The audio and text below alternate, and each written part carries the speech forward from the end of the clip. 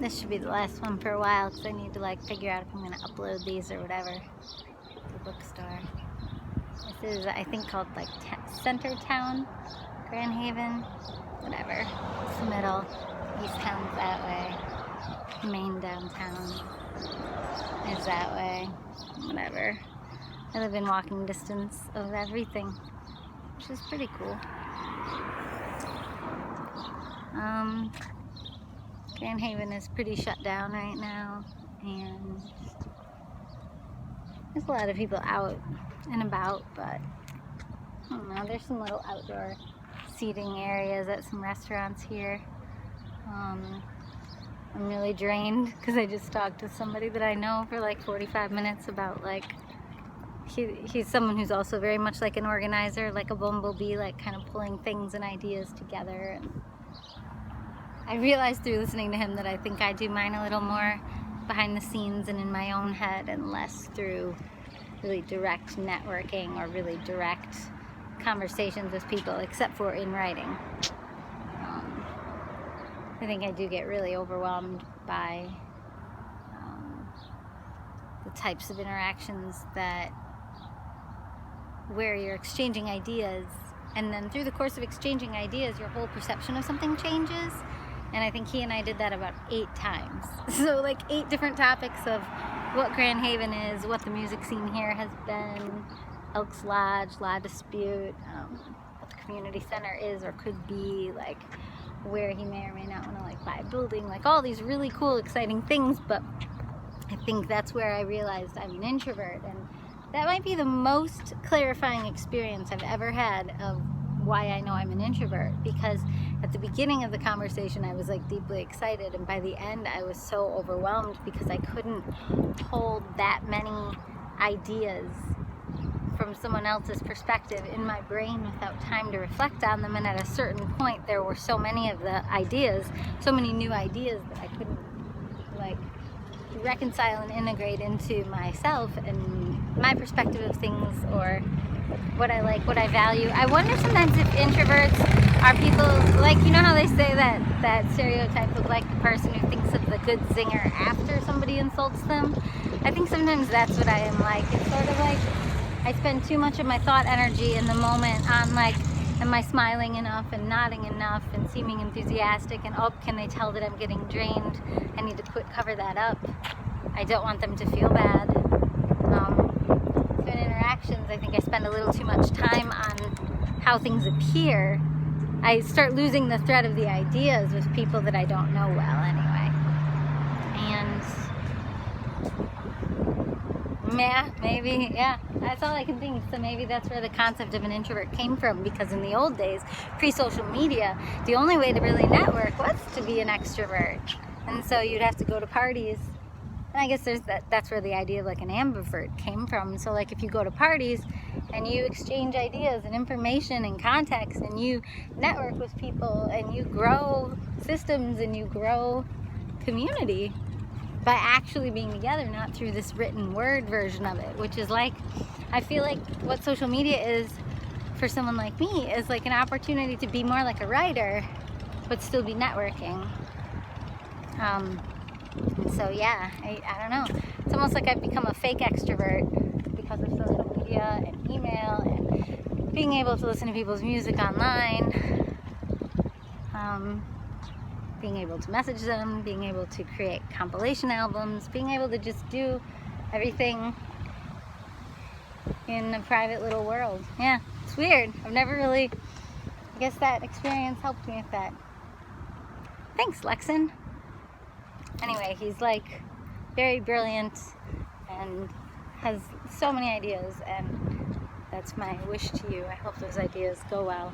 I hope it was actually really clarifying to think about and redefine what success is, because I've been changing my model of success so that I could pursue music the way it moves through me in this like spiritual way.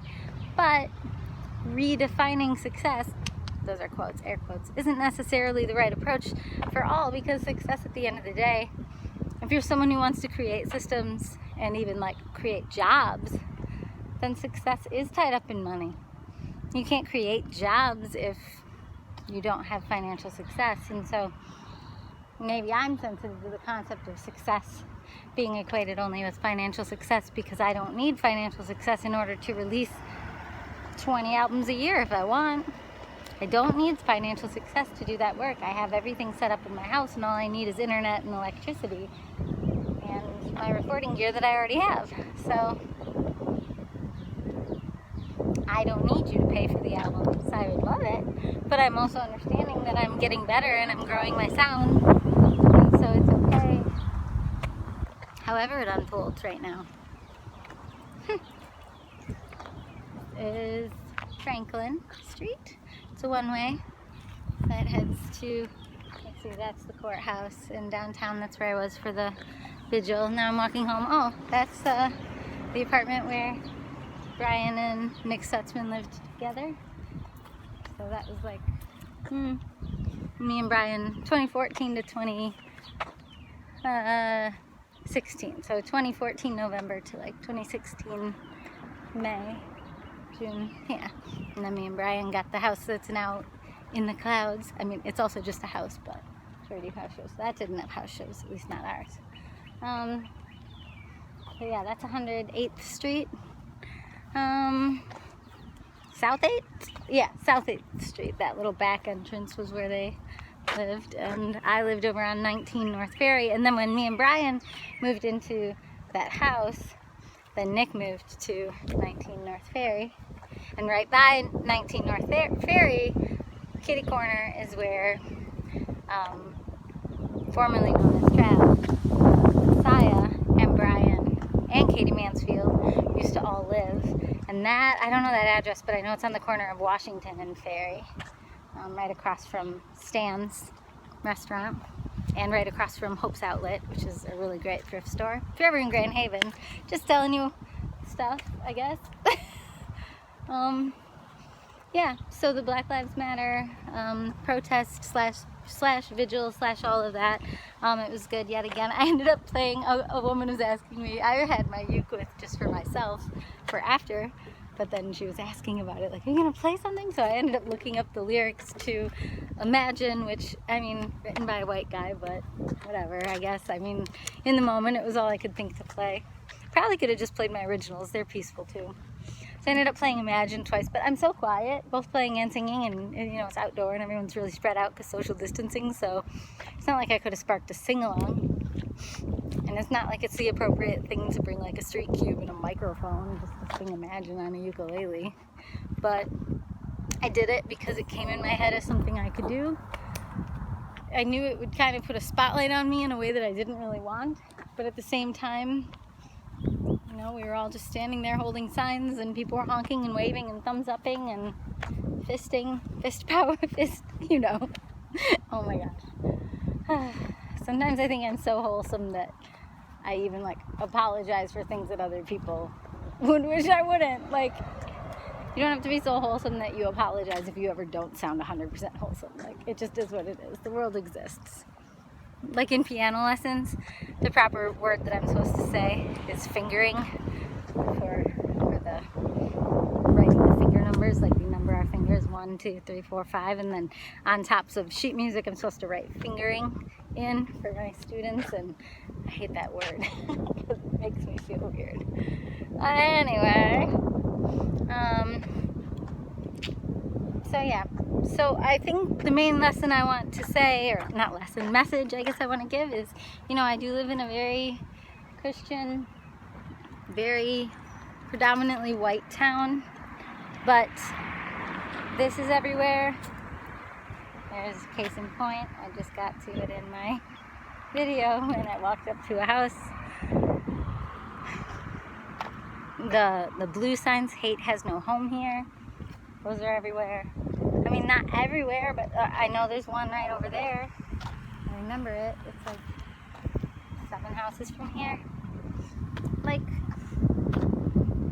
and then there's probably people like me, like I don't have yard signs out, but I'm very progressive in terms of human rights. Like, why is human rights a progressive issue?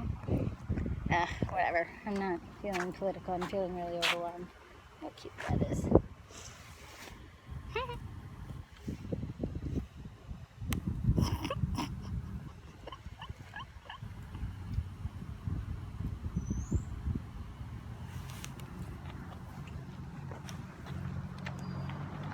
cute little mushroom in their garden.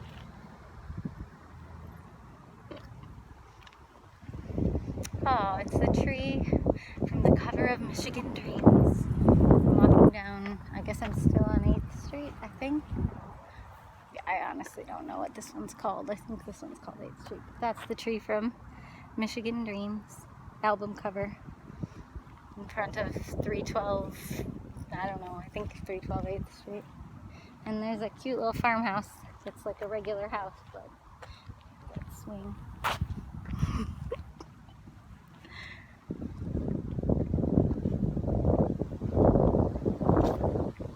Try to recreate the Michigan Dreams album cover. It almost looks like it. I don't know if it was higher or lower. I think it was like, I think the barn didn't end up getting in. Oh, and also it's a square. So here. No. I don't know. Hey, buddy. So, oh, and then there's that tree. That tree is also incredibly cool. I had a whole weird experience with these two trees a long time ago. Maybe 3 or 4 years ago.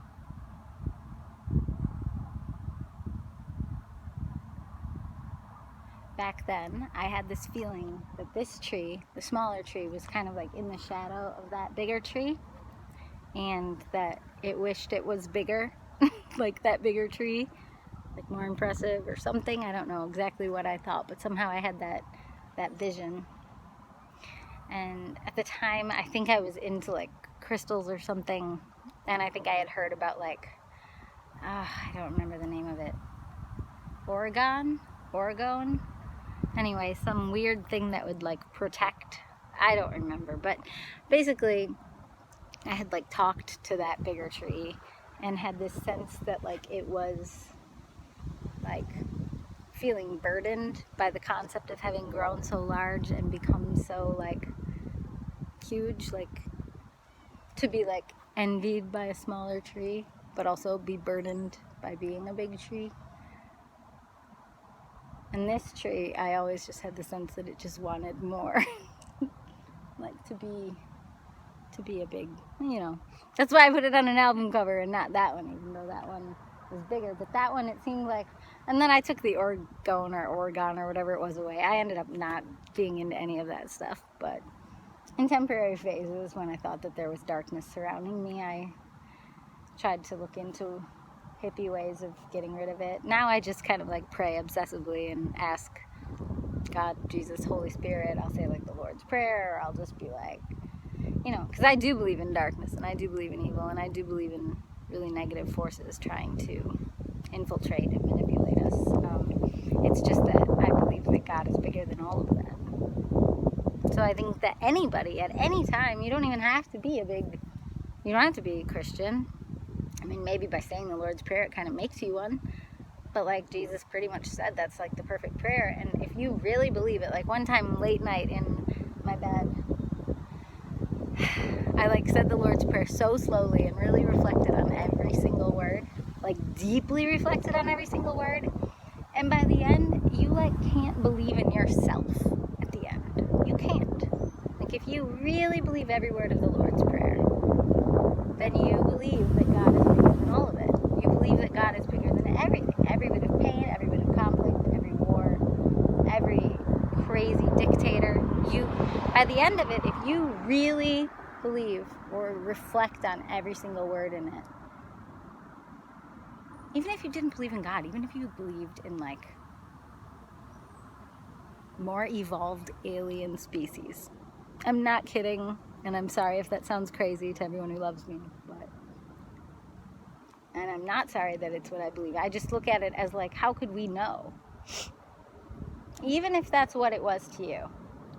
Even if it's just a historical 2,000 plus or whatever years of using this language to evoke protection from some sort of, you know, more evolved, more powerful alien species. Like, even if that's what it was, how would you then not do it? Why would you resist it? If If you can really be aware of there are billions of people on the planet and I can barely even get them to listen to a song on Facebook, and that's just 800 people and I can't even get 5 to listen to it. Like if you, and that's just me making fun of myself, but I'm not saying that to be dismissive of myself. I think I do a lot of good in the world. It's just very, very, very, very, very, very tiny good. And that's what most of us are capable of, is insanely tiny good. And if you can't step back and realize that your power in the world is insanely small and you would be easily crushable by anyone with more power than you, if you can't see your own antness amidst the whole concept of species and ant colonies in general, if you can't see your own tiny microscopic minusculeness and realize that that equates to I am powerless, or I am very low in power. Now, all of us rising up and having little bits of power together has power, and that's why I believe in things like this. Because all of us speaking up on a cause that we believe in shifts the balance of power, because that person at the top has to respond to the pressures of millions of people speaking out. So then there's power. So there's power in being an ant or a bumblebee in a colony, in a hive. Both things, ants and bees. So whatever part of you or me or any of us that wants to like rise up and have more power for ourselves, because that's how dictators are born. That's how anyone in power is born, is starting out in a position where you maybe feel like the smaller tree to the bigger, cooler tree that's lived more lives and been more epic than you. And it starts out all innocent. I'm like, oh, I just want to raise up a little bit. I just want a little more notoriety, a little more attention, a little more of this for me, for me, for me, for my world, for my life, for my being. I just want a little more. You have so much and I just want a little more. That's how it starts. But then where does it stop? You know? So if you say the Lord's Prayer, you literally can't fall down that or up that rabbit hole. No, I think it's down that rabbit hole. It feels like it's upward, but I think it's down. I think it's a moral compass sinking.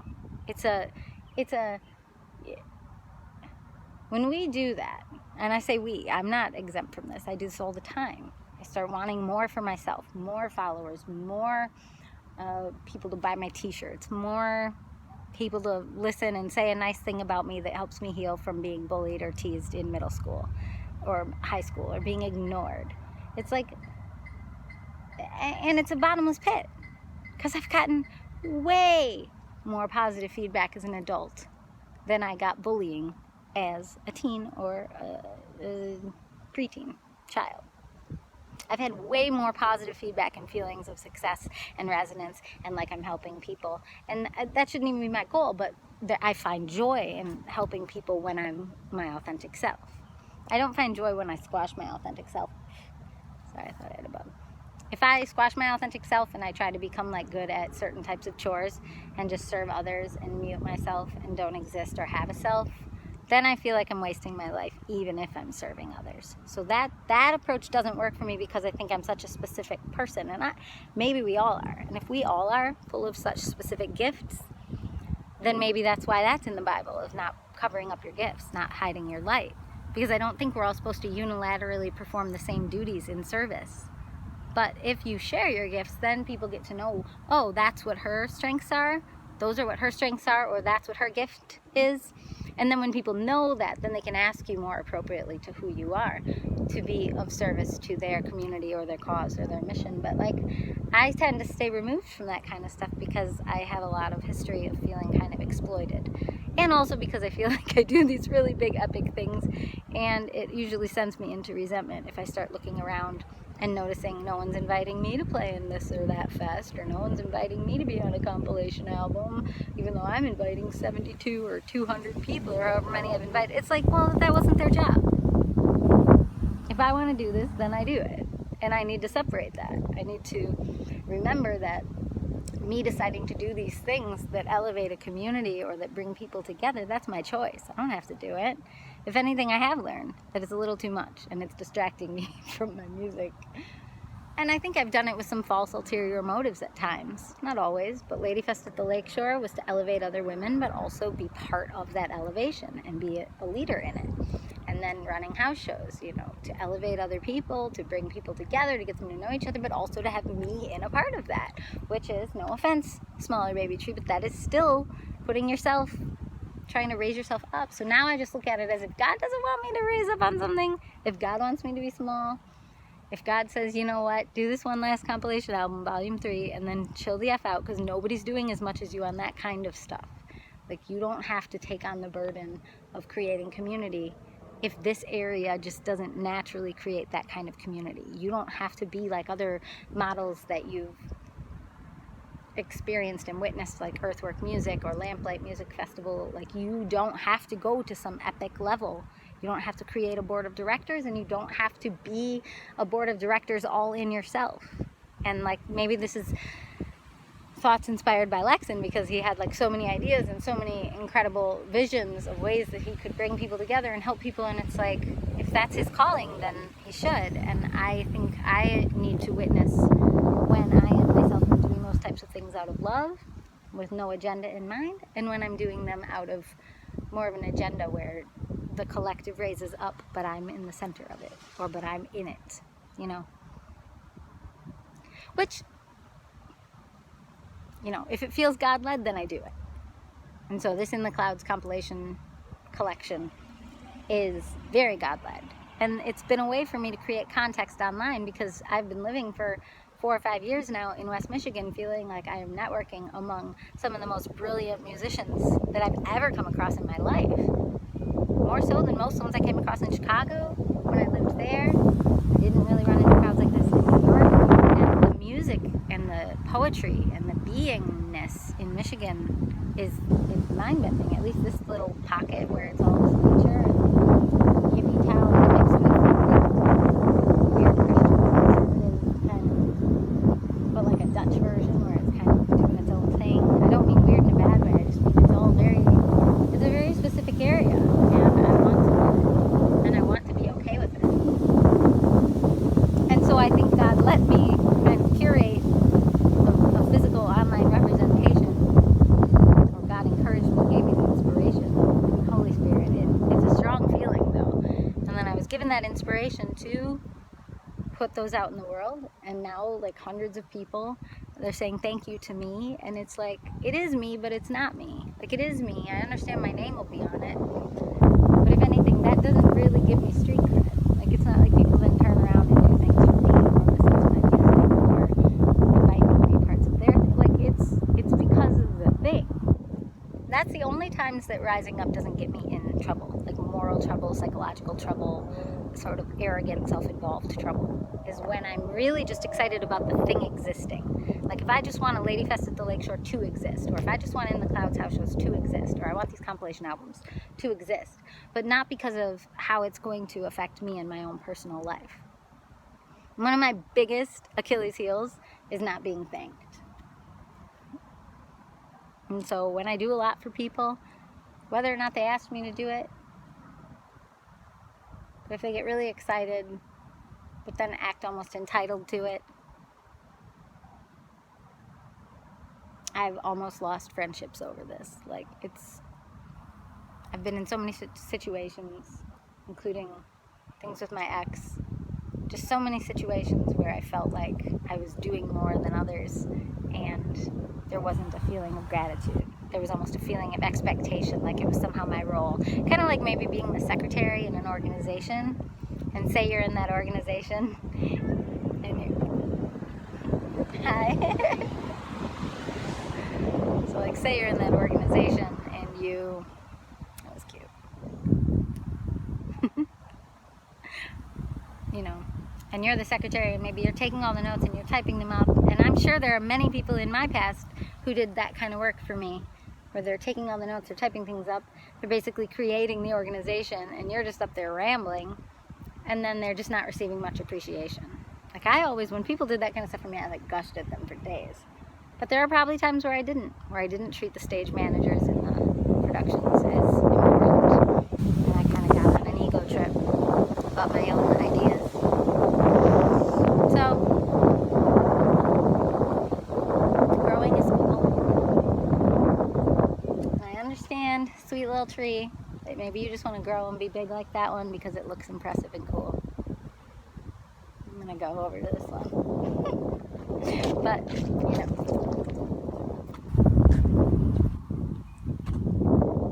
I don't believe that trees get to be this big. Trees being people, metaphors, like a city leader or something.